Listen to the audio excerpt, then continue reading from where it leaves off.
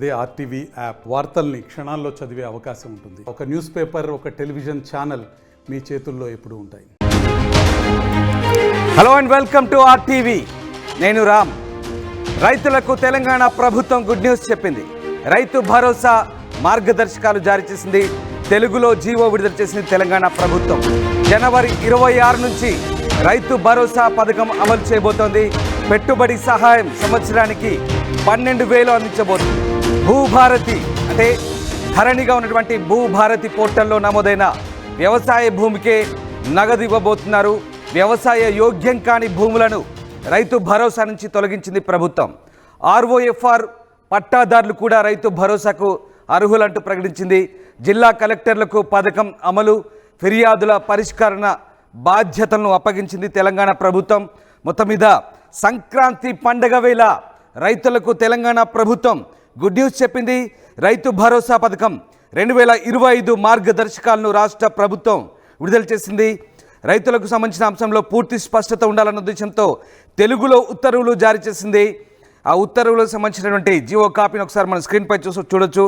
రైతులకు పంట పెట్టుబడి సాయాన్ని అందించడం ద్వారా వ్యవసాయ ఉత్పాదకత పెంచడం, ఆర్థిక స్థిరత్వాన్ని కల్పించడంతో పాటు ఆధునిక పద్ధతులు ఆచరించేందుకు అవసరమైన వనరులను సేకరించడానికి వీలు కల్పించవచ్చంటూ ప్రభుత్వం చెప్తోంది. ఇక భూభారతిలో నమోదైన సాగుయోగ్యమైన భూములకే రైతు భరోసా ఇస్తామంటూ ప్రభుత్వం ప్రకటించింది. గ్రామీణాభివృద్ధి, ఆహార భద్రతకు తోడ్పడంతో పాటు గ్రామీణ ఆర్థిక వ్యవస్థను బలోపేతం చేస్తున్నట్టు చెప్తోంది. ఈ నెల 26వ తేదీ నుంచి రైతు భరోసా పథకాన్ని అమలు చేయాలంటూ ప్రభుత్వం నిర్ణయించింది. ఇక ఏడాదికి ఎకరాకు 12,000 పెంచినట్టు చెప్తోంది. భూభారత్ ఇప్పటివరకు ధరణి పోర్టల్లో నమోదైన వ్యవసాయ యోగ్యమైన విస్తీర్ణం ఆధారంగా పట్టాదారులకు రైతు భరోసా సాయం అందించాలంటూ ఆ ఉత్తర్వులో పేర్కొంది. అటవీ హక్కుల చట్టం ROFR పట్టాదారులు కూడా రైతు భరోసాకు అర్హులంటూ రాష్ట్ర ప్రభుత్వం తెలిపింది. ఒకసారి మనం ఆ జీవో కాపీ తెలుగులో, అచ్చ తెలుగులో తెలంగాణ ప్రభుత్వం ఈసారి జీవో కాపీని విడుదల చేసింది. ఒకసారి స్క్రీన్పై చూడొచ్చు. ఇక రిజర్వ్ బ్యాంక్ నిర్వహించే DBT పద్ధతిలో రైతు భరోసా సాయాన్ని రైతుల బ్యాంకు ఖాతాల్లో జమ చేయాలని ఆదేశించారు. వ్యవసాయ శాఖ సంచాలకులు రైతు భరోసా పథకాన్ని అమలు చేస్తారని, IT భాగస్వామిగా నేషనల్ ఇన్ఫర్మేటిక్స్ సెంటర్ వ్యవహరిస్తున్నట్టు ప్రభుత్వం చెప్తోంది. జనవరి 26 నుంచి ఎకరాకు 12,000 రైతు భరోసా పెట్టుబడి సాయం పంపిణీ చేయబోతున్నారు.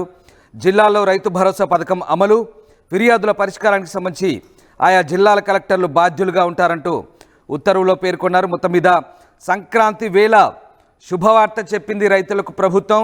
రైతు భరోసా విధి విధానాలు, మార్గదర్శకాలు జారీ చేసింది. ఒకసారి కీలక అంశాలు మళ్ళీ మీకు చెప్పే ప్రయత్నం చేస్తాను. రైతు భరోసా కింద పెట్టుబడి సహాయాన్ని సంవత్సరానికి ఎకరా 12,000 పెంచారు. అలాగే గతంలో ఉన్నటువంటి ధరణి అంటే ఇప్పటి భూభారతి పోర్టల్లో నమోదైన వ్యవసాయ యోగ్యమైన భూమి విస్తీర్ణం ఆధారంగా పట్టాదారులకు రైతు భరోసా సహాయాన్ని అందిస్తారు. అందులో వ్యవసాయ యోగ్యం కాని భూములను రైతు భరోసా నుంచి తొలగించబోతున్నారు. ఇక ROFR పట్టాదారులు కూడా అంటే అటవీ శాఖ భూములకు సంబంధించిన పట్టాదారులు కూడా రైతు భరోసా సాయం అందిస్తారు. అలాగే RBI నిర్వహించే DBT పద్ధతిలో రైతు భరోసా రైతుల ఖాతాల్లో జమ అవుతుంది. ఇక మరొక ముఖ్య అంశం, రైతు భరోసా పథకాన్ని వ్యవసాయ శాఖ సంచాలకులు మాత్రమే అమలు చేయబోతున్నారు. హైదరాబాద్లోని NIC ఈ పథకానికి IT భాగస్వామిగా బాధ్యతలు నిర్వహిస్తుంది. అలాగే జిల్లాల కలెక్టర్లు వారి పరిధిలో పథక అమలు, ఫిర్యాదుల కోసం బాధ్యతలు అప్పగించబోతున్నారు. ఈ నేపథ్యంలో రైతు భరోసాకు సంబంధించి ప్రభుత్వం అయితే కీలక అప్డేట్ అయితే ఇచ్చింది తెలంగాణలో రైతులకు సంబంధించి. తెలంగాణ రైతు భరోసా పథకాన్ని ఈ నెల 26 నుంచి అమలు చేయబోతున్నారు. ఎకరాకు 12,000. మా సీనియర్ కొలీగ్ శ్రీధర్ లైవ్లో జాయిన్ అవుతున్నారు. శ్రీధర్, రైతు భరోసాకు సంబంధించి తెలంగాణ ప్రభుత్వం కాగా కీలక అప్డేట్ అయితే ఇచ్చింది. జనవరి 26 నుంచి అమలు చేయబోయే రైతు భరోసా పథకానికి సంబంధించినటువంటి మార్గదర్శకాలు ఏ రకంగా ఉన్నాయి? డెఫినెట్ గా అటు ప్రభుత్వం విడుదల చేసినటువంటి విధి విధానాలు అయితే ఏవైతే ఉన్నాయో రైతు భరోసాకు సంబంధించి అవి ఒకవైపు రైతులకు ప్రస్తుతానికైతే అనుకూలంగానే కనిపిస్తాయి. మీరు ఇందాక తీసుకున్నటువంటి వాటికి సంబంధించి తెలుగులో రైతులకు అర్థమయ్యేటట్టు కూడా రైతు భరోసా పథకానికి సంబంధించినటువంటి మార్గదర్శకాలను ఇప్పటికే ప్రభుత్వం విడుదల చేయడంతో రైతు భరోసాలో మరో ముందడుగు పడిందని చెప్పుకోవచ్చు. ఈ నెల 26 నుంచి కూడా రైతు భరోసాను కూడా ఇస్తామని ఇప్పటికే అటు క్యాబినెట్ లో డిసిషన్ తీసుకోవడం కాకుండా మొన్న జరిగినటువంటి కలెక్టర్ల మీటింగ్ లో సైతం ముఖ్యమంత్రి నేరుగా చెప్పారు, రైతు భరోసా పథకంలో ప్రతి అర్హుడికి ఇవ్వాలంటూ ఎవరైతే రైతు సంబంధించినటువంటి అటు వ్యవసాయానికి సంబంధించినటువంటి ఆమోదయోగ్యమైన భూమి ఉందో దానికి సంబంధించి ఖచ్చితంగా కూడా పూర్తి స్థాయి దానిపైన సర్వే చేసి ప్రతి ఎకరాకు కూడా రైతు భరోసా ఇవ్వాలి. ఈ ఏడాది నుంచి కూడా రైతు భరోసాకు సంబంధించి 12,000 అంటే ఎకరాకు 12,000 2 పంటలు కాబట్టి అటు సంబంధించి కూడా విడుదల చేస్తున్నాం. దీనిపై పక్కా కూడా ప్రణాళికంగా ముందుకెళ్లాలని సీఎం చెప్పడము, మొన్న కలెక్టర్ల మీటింగ్ అనంతరం 2 రోజుల్లోనే విధి విధానాలు రావడంతో రైతు భరోసాపై మరో ముందడుగు పడిందని చెప్పుకోవచ్చు. వీటికి సంబంధించి ఇందాక చూసుకోవచ్చు, గతంలో ఏవైతే రైతులకు సంబంధించి కానీ ఇతర సంబంధించినటువంటి ఏవైనా పథకాలకు సంబంధించిన డబ్బులు ఉన్నాయో వాటికి సంబంధించి మార్గదర్శకాల్లో ఒకసారి ఏదైతే డీబీటీ పద్ధతిలోనే నేరుగా డైరెక్ట్ బెనిఫిషరీ ట్రాన్స్ఫర్ అంటే ఆర్బీఐ యాక్ట్ ఏదైతే ఉందో దానికి సంబంధించి ప్రభుత్వ చెల్లింపులు ఉంటాయి, వాటిలోనే డైరెక్ట్ బెనిఫిషరీ ట్రాన్స్ఫర్ తోనే ఈ డబ్బులు పడతాయని కూడా అందులో చెప్పింది. మరొక పక్క భూభారత్ కి సంబంధించి, ఎందుకంటే గతంలో ఉన్నటువంటి ధరణి పోర్టల్ కు సంబంధించి కొత్త చట్టం భూభారతి తీసుకొచ్చింది. దానికి ఆమోదే ఇందాక చెప్పుకున్నట్టు అందులో ఉన్నటువంటి పట్టాదారు కానివ్వండి, ఇటువంటి వ్యవసాయానికి అనుకూలంగా అంటే వ్యవసాయం చేసినా చేయకపోయినా బీడు భూములకు కూడా ఇస్తామని ప్రకటించింది. కాబట్టి వాటికి సంబంధించి అటువంటి భూములకు ఇస్తామని చెప్పి ఇందులో క్లియర్ గా పేర్కొన్నటువంటి సిచ్యువేషన్ ఉంది. మరొక పక్క అటు ఫారెస్ట్ ల్యాండ్ కు సంబంధించి ROFR చట్టం ఏదైతే ఉందో వాటికి సంబంధించి మాత్రం వాటికి కూడా రైతు భరోసా వర్తిస్తుందని పేర్కొన్నారు. అటు అడవి సంబంధించినటువంటి చట్టాలపైన పెద్ద ఎత్తున పోడు భూములు కానీ ఇతర సమస్యలు పెద్ద ఎత్తున రాష్ట్రంలోనే కానీ దేశవ్యాప్తంగా పెద్ద ఎత్తున ఉన్నారు. కాబట్టి వాటికి సంబంధించి ROF పట్టాలు ఉన్నటువంటి రైతులకు కూడా అటు రైతు భరోసా ఇవ్వాలని నిర్ణయం తీసుకోవడంతో కాస్త రైతులు ఇటు కాంగ్రెస్ ప్రభుత్వం వచ్చి ఏడాది కాలంగా కూడా రైతు భరోసా పెంచుతారని వెయిట్ చేస్తున్న నేపథ్యం ప్రస్తుతం కూడా ఇది ఒక ముందడుగా అని చెప్పుకోవచ్చు. మరొక పక్క ఇప్పటికే ప్రతిపక్షాలు పూర్తిగా ఈ గైడ్ లైన్స్ ఏవైతే ఉన్నాయో అటు వెంచర్లకు కానివ్వండి లేఅవుట్లకు కానీ ఇవ్వమని తెలిపింది.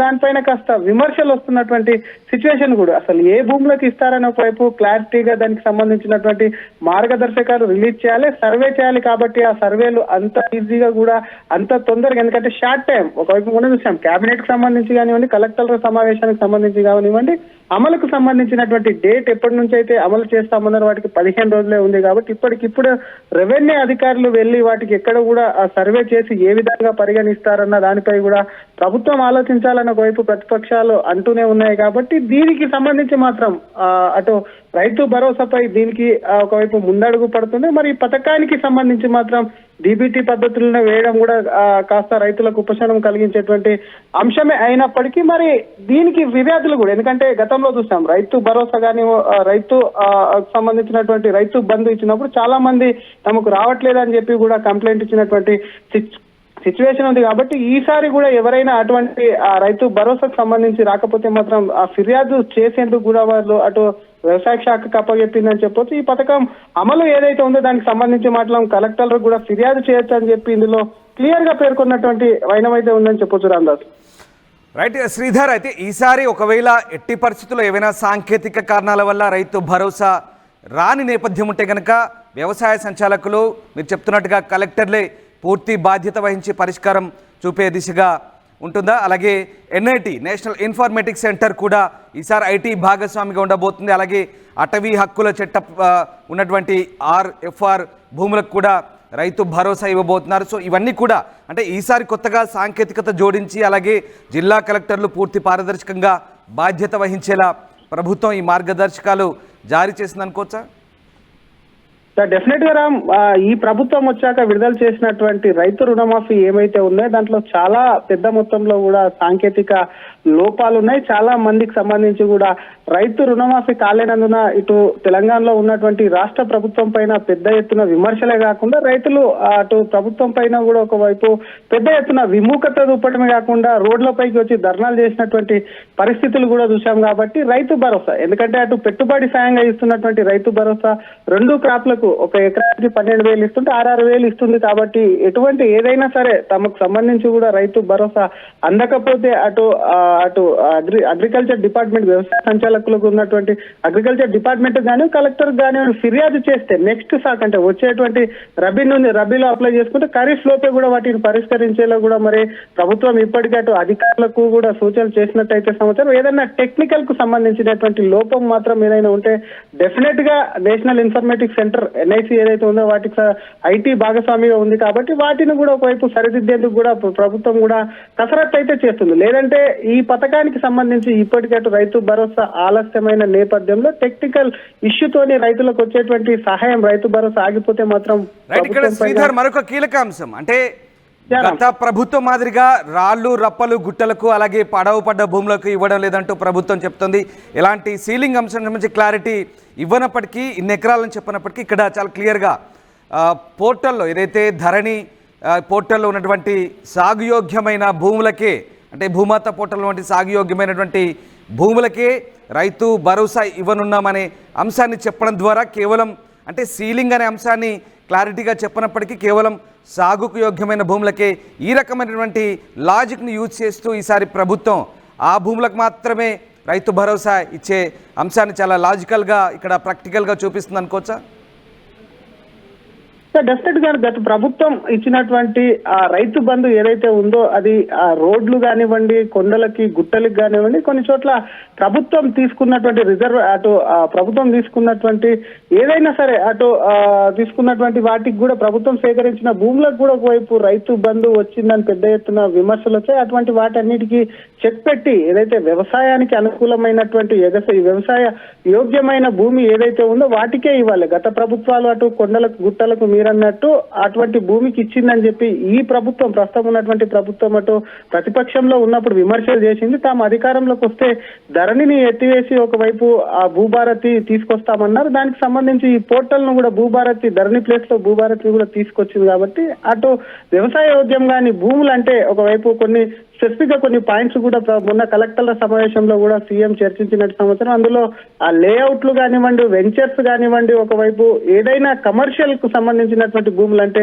ఒక భూమి ఉండి దాంట్లో ఏదైనా సరే గోదామ్స్ అనేటువంటి నిర్మాణాలు ఉండి కమర్షియల్ కార్యకలాపాలు నిర్వహిస్తే అటువంటి ల్యాండ్ కూడా ఇవ్వదు. వాటిని కూడా ఒకవైపు వాటిపైన సర్వే చేసి మాత్రం గ్రామ సభల్లో ఏ భూమికి అటు రైతు భరోసా అందదో వాటి వివరాలు కూడా వెల్లడించాలి. అప్పుడు వాటి వివరాలు వెల్లడిస్తే ప్రజలకు కూడా ఆ భూమి పట్ల ఎందుకు ఇవ్వట్లేదు అని చెప్పి స్పష్టమైనటువంటి వైఖరి వస్తుంది. కాబట్టి అప్పుడు ప్రభుత్వం పైన కూడా వ్యతిరేకత రాదు అని చెప్పి కూడా ఇప్పటికటు ఆ కలెక్టర్లకు కూడా సీఎం ఆ సమావేశంలో సూచించినట్టు సమాచారం. మరొక పక్క చూసుకోవచ్చు, గతంలో ఇచ్చినటువంటి దానిని దృష్టిలో పెట్టుకొని ఏదైతే సాగు యోగ్యమైన అంటే రైతు పంట వేసినా వేయకపోయినా అది వ్యవసాయానికి అనుకూలంగా ఉన్నటువంటి భూమికి మాత్రం డెఫినెట్ గా ఇస్తామని పేర్కొన్నటువంటి సిచ్యువేషన్ ఉంది. మరి దీనిపైన మరింత క్లారిటీ, ఎందుకంటే సర్వే చేయడము ఆ గ్రామ సభలో దాన్ని వెల్లడించడం కాస్త టైం పట్టేటువంటి అవకాశం ఉంది. కాబట్టి ఇదంతా కూడా జనవరి 26న కూడా మొదటి విడుదల చేస్తామంటారు. అప్పట్లోపు పూర్తవుతుందా లేదంటే మరింత ముందుకు సాగుతుందా కాస్త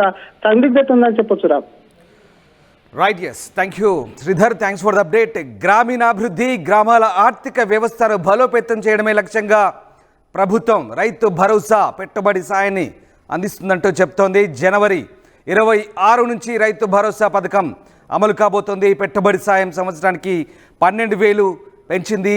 భూభారతి అంటే ధరణి పోర్టల్లో నమోదైన సాగుయోగ్యమైన వ్యవసాయ భూములకే ఈసారి నగదు అందించబోతున్నారు. వ్యవసాయ యోగ్యం కాని భూములను రైతు భరోసా నుంచి తొలగించారు.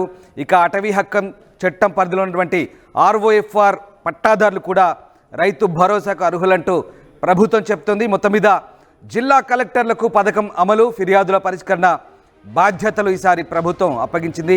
వ్యవసాయ శాఖ సంచాలకులు కూడా పూర్తిస్థాయి బాధ్యత తీసుకుంటున్నారు. మొత్తం మీద రైతులకైతే ఇది ఒక బిగ్ అలర్ట్. పండగ పూట తెలంగాణ రైతులకు ప్రభుత్వం గుడ్ న్యూస్ అని చెప్పాలి.